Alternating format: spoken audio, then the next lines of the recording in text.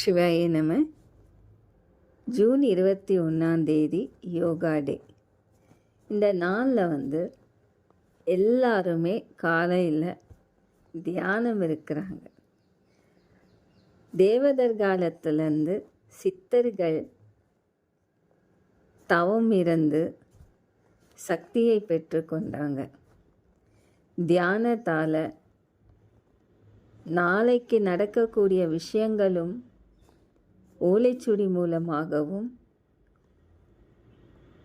வேதங்கள் மூலமாகவும் இந்த உலகத்தில் தெரிய வச்சிருக்காங்க. தியானம்னா என்ன? மன அமைதி, சக்தியை பெற்றுக்கொண்டு அவங்களுடைய சரீரத்தில் இருக்கக்கூடிய சக்கராசனம் வைபோக சக்தி பெற்றால் எல்லா காரியங்களும் சித்தியாகும். அவங்க 102 வயது மட்டும் நலமாக ஆரோக்கியமாக வாழலாம். தியானத்தில் அவ்வளோ சிறந்த ஒரு மருந்து இருக்குது. அது நீங்கள் எங்கே போனாலும் கிடைக்காது. மன அமைதி வேணும். ரொம்பவே ஸ்ட்ரெஸ்ஸாக இருக்குது, டிப்ரெஷனாக இருக்குன்னா கண்டிப்பாக தியானம் செய்யுங்க. ஒரு நாளைக்கு ஒரு அரை மணி நேரமாவது உங்களுடைய தவ தியானங்கள் இருக்கணும். சித்தர்கள் 3 விஷயத்தை கண்டிப்பாக எல்லோரும் செய்யணும்னு சொல்லியிருக்காங்க. என்னன்னா, தியானம், மௌன தியானம், சத்த தியானம், மந்த்ராட்சர தியானம், தவ தியானம், தபச தியானம். தியானத்திலே பல முறையான வழிபாடுகள் இருக்குது. சில பேருக்கு அந்த சிந்தனை அதிகமாக இருக்கிறதுனால தியானங்கள் செய்யும் போது பல சிந்தனைகள் வரும்.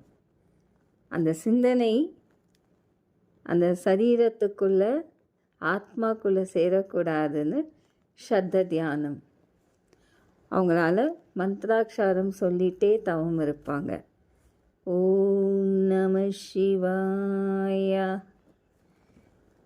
சில பக்தர்கள் மௌன தியானங்கள் இருப்பாங்க.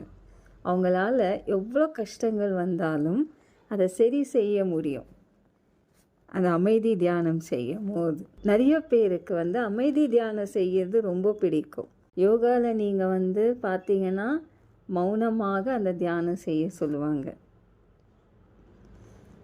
முத்ரா தியானம், முத்ரா செய்தாலே முத்ரா தியானங்கள் நீங்கள் தொடர்ந்து செய்துன்னு வந்தாலே ஆரோக்கியமாக, தீர்க்க மங்களமாக, சௌபாகியமாக இருக்கலாம். முத்ரா தியானம்ன்றது தவ தியானத்தில் சேரப்படுறது.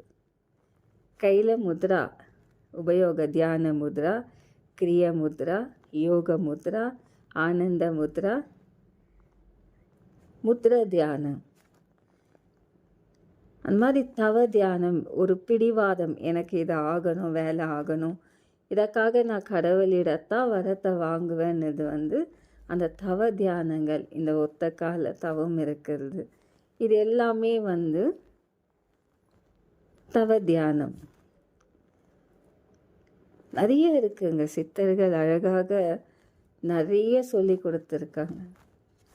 சில பேருக்கு எனக்கு எதுவுமே வேண்டாம், நான் அமைதியாக தியானம் செய்யணும்னா உங்கள் காதில் ஒரு இயற்கையான சப்தங்கள், ஓம் என்ற பிரணநாமம் நீங்கள் சொல்ல வேண்டாம், அது காதில் அந்த ஓசையை கேட்டுகிட்டே நீங்கள் தியானம் இருக்கலாம். உங்களுக்கு எப்படி பிடிக்குதோ அதை போல் நீங்கள் தியானம் இருங்க. கண்டிப்பாக அந்த தியானத்தில் பலன் உண்டு. தினசரி ஒரு 10 நிமிஷமோ 15 நிமிஷமோ நீங்கள் ட்ராவல் பண்ணும் போது பஸ்ஸில் இந்த மாதிரி ஒரு அரை மணி நேரம் இருக்குன்னும் போது உங்கள் கையில் ஏதாவது ஒரு தியான முதிரைகள் நீங்கள் பயன்படுத்தி நீங்கள் தியானம் இருங்க.